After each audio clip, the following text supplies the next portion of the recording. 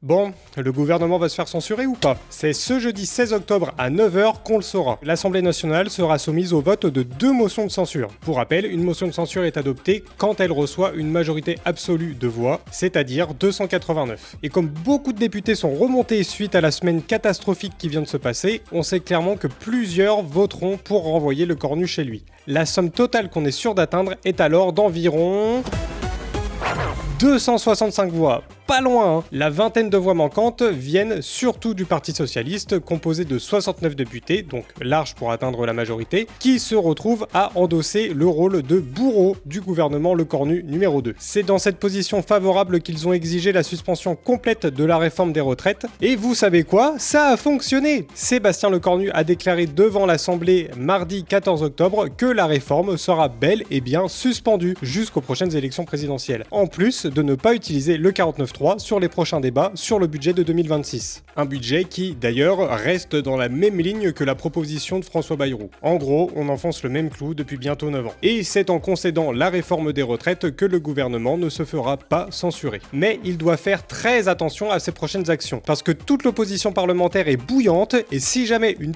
toute petite dinguerie arrive, hop, c'est ciao. À ce moment-là, on arrivera à une dissolution. Et là, c'est certain. Emmanuel Macron a enfin été plus clair en annonçant pendant un conseil des ministres que les prochaines motions de censure sont à considérer comme des motions de dissolution.